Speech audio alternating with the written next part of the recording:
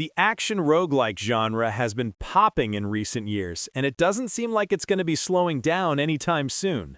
Yeah, Hades 2 might have Roguelike of the Year locked up for 2025 already, but that doesn't mean there hasn't been room at the table for some other bangers either.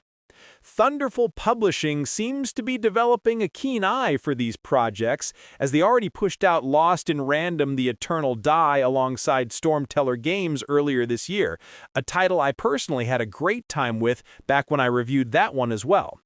Now we have Godbreakers, a stylish, co-op-capable action roguelike from the team at To the Sky.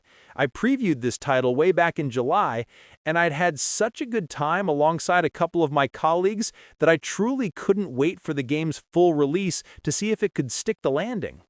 After spending a wonderful chunk of time with Godbreakers over the last several days, I'm happy to report that this is yet another entry into the 2025 roguelike catalog that brings something fresh, exciting, and simply fun to the party.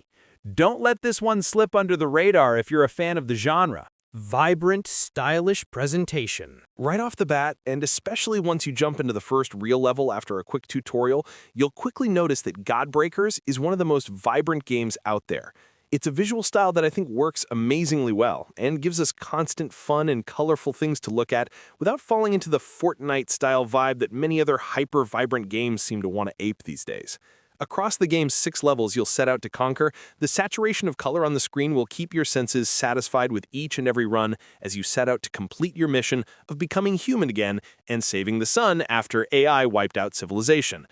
I will say the story here is a little sparse overall and feels a tad generic at times, but there are still some nice reveals here and there, as well as plenty of interesting lore drops you'll pick up from various interactable items throughout each biome, which autoplay in the background as you continue to progress. Even if the narrative never truly blew me away, that's okay. The game runs as smooth as butter, and again, everything looks so awesome that I was satisfied regardless. The strong performance is even more impressive when you factor in that you can play with up to 3 buddies at the same time. Godbreakers is well optimized from stem to stern. The cherry on top of the presentation here is the music, which kicks in at all the right moments and serves as perfect motivation to keep moving forward. The boss fights have truly standout tracks, a couple of which reminded me of the jazzy battle music from Persona 5. Jolly cooperation or satisfying solo play. Godbreakers can be played solo or with a group of up to 4 players. Developers To the Sky will tell you that the game is best experienced with a team, but to be completely honest, I personally don't have much of a preference myself. I never got a full group of 4 together, but I was able to run some trios. Ultimately, for this review process, however, I was on my own more often than not. Truly, I think you're going to have a great time, whatever your party preference may be. The game also scales based on the number of human players, with enemies and bosses showing up in higher quantities and with more HP and attack power if you have a full squad of 4. It's balanced really well, no matter how you choose to experience the game. If you're like me and tend to skew more single-player-minded in general, don't be discouraged by the fact that this is a game that's being touted as a co-op roguelike experience. However you choose to play it, the game morphs itself into the best experience possible. The co-op gameplay is more chaotic, and the constant stream of buffs and move synergies between teammates is awesome, to be sure. All gas, no brakes.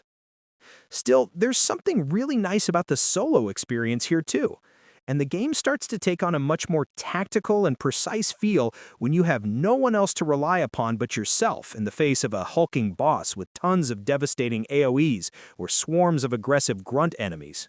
All killer, no filler. Whichever way you decide to experience Godbreakers, the game is all gas, no brakes for its entire duration.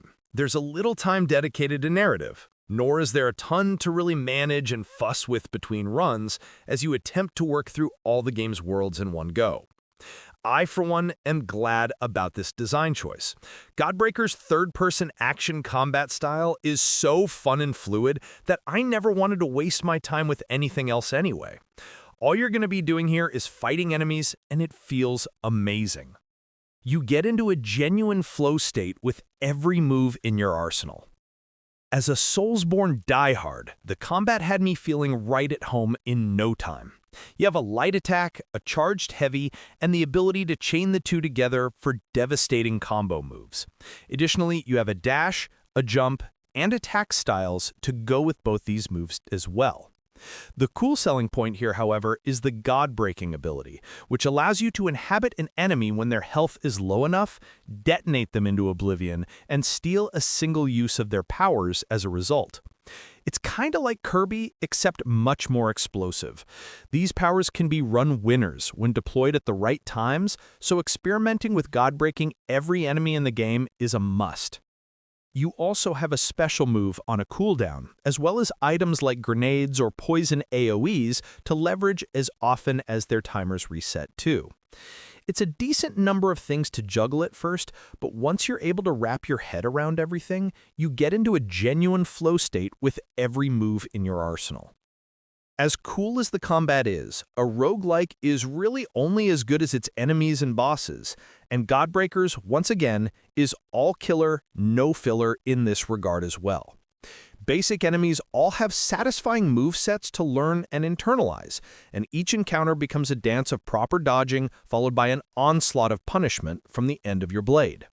Bosses are all incredibly well designed with challenging AoEs and oftentimes some kind of unique and creative gimmick to learn all the ins and outs of.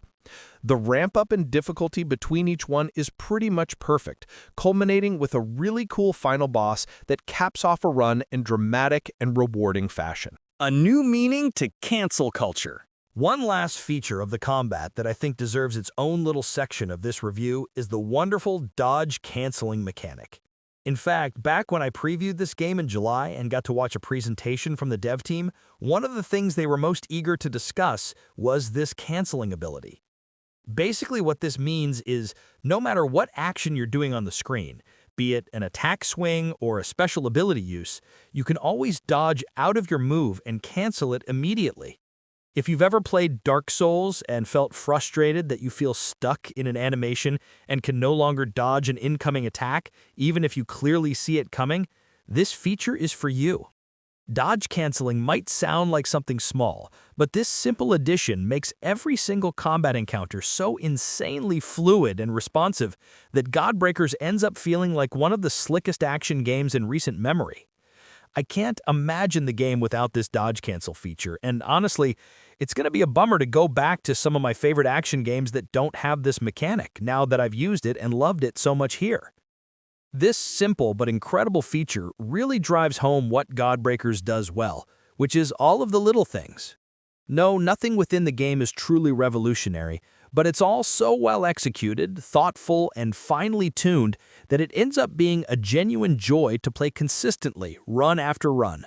Nice run-based and meta-progression. A good roguelike also has to feature rewarding progression, unless it's simply the type that demands you get good to overcome the game's challenges. Godbreakers is a little of both.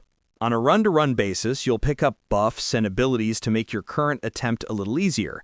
These include things like more health/better healing, as well as your attacks stacking status effects like burn, poison, and lightning. There's some RNG involved here, so the rewards you get after clearing out rooms of enemies will vary. That means that you might not always be getting as strong as you'd like, but also that certain runs will give you an incredible loadout of perks that can lead you to a victory. There are also permanent perks you can unlock between runs back in the hub world, like additional healing items and more items/buffs to choose from on a regular basis during a run.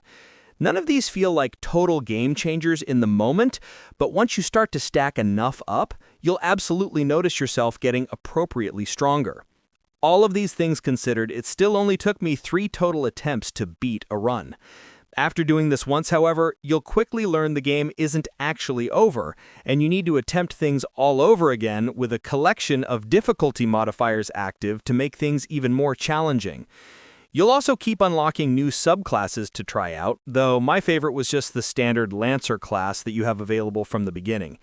In addition, you'll also earn a steady stream of fun cosmetics to have your character looking exactly how you like. Quests for the sake of quests. One area where I think Godbreakers drops the ball a bit is in the implementation of several quests to complete during runs. These are small goals that are area-specific and almost always revolve around something simple, like killing a certain number of enemies, with a level-specific environmental trap, or reading enough lore logs found throughout an area. These are all entirely fine, but never that exciting, and end up feeling a little like busy work to juggle while you're simply trying to survive your latest run. What's worse is that sometimes the quest objectives are hardly explained at all, which led to many where I simply had to experiment and try different random things out until I noticed my quest tracker percentage going up. This would be fine if these were just optional side goals, but you actually need to complete around 7 little tasks in each of the game's levels to unlock all the necessary difficulty modifiers to earn the true ending.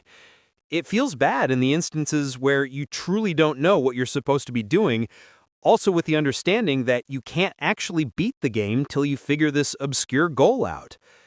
The one additional activity I did think was pretty cool in Godbreakers was the inclusion of time trial challenges that have the chance to spawn into your run randomly.